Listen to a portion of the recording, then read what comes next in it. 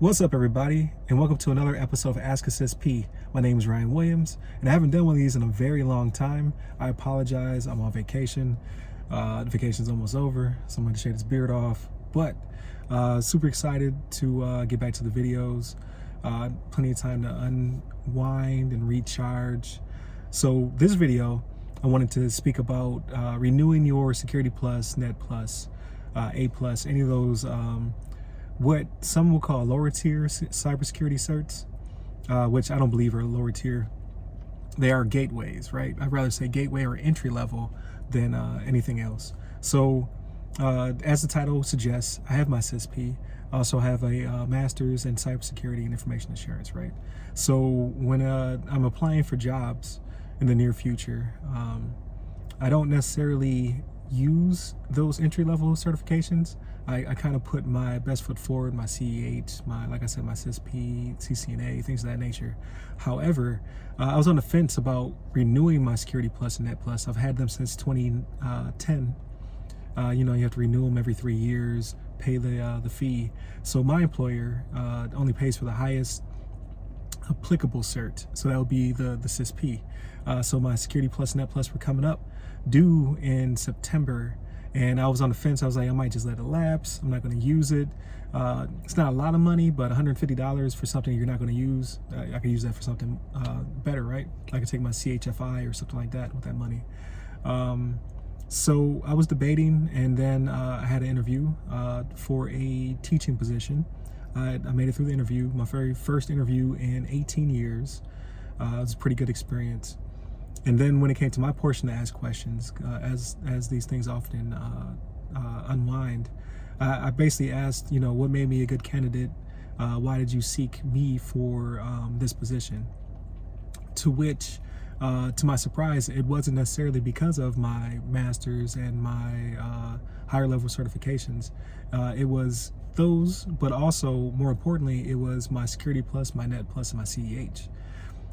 So I was not shocked, but curious. I was like, oh well, why specifically those certifications? To which the interviewer said, well, our instructors who teach the equivalent classes academically for Security Plus, Net Plus, and CEH must have current certification in those to even access the materials. So in order for me to pull the test materials and then to teach the 3-credit, roughly 8-week classes, I have to be certified in them. Had no clue. It wasn't in the job ad. It was more of the academic needing your master's and applicable experience, which I have plenty of, right? So you never know. I'm so glad that I kept it. I actually renewed it myself out of pocket. Maybe they'll reimburse me. I don't know. Closed mouth don't get fed, right? But I say that to say, consider keeping your entry-level certifications. So in my case, I did not know I would need them. I did not know they would come in handy for my adjunct position. However, they definitely did. That was what got my foot in the door, because a lot of people do have their higher level certifications and experience just like me, but then they can't teach those classes because they're no longer certified in those entry-level certifications. So food for thought. It's a very short video. Again, I'm on vacation. I'm about to get back to it, but I just want to put it out there in case you're about to expire, or in case you're on the fence, or in case you have an employer that will pay for them. Definitely re-up. Keep them if you feel as though you may want to teach a boot camp or teach a collegiate course in the future, because they will come in handy. So that's all I got for today. Please continue to send me your questions. Please continue to reach out to me on all the social medias. I'm on Clubhouse, Twitter, TikTok, and LinkedIn. Most importantly, send your questions, and I will put this up for everybody to see on YouTube, Facebook, and what's the other one? YouTube, Facebook, and LinkedIn. There you go. Again, LinkedIn gives me the most connections, and also gets my message out there. So please like, share, subscribe. If you want to listen to it on audio, if you want to watch the videos, you want to see this glorious beard that I will soon be shaving off, please do that as well.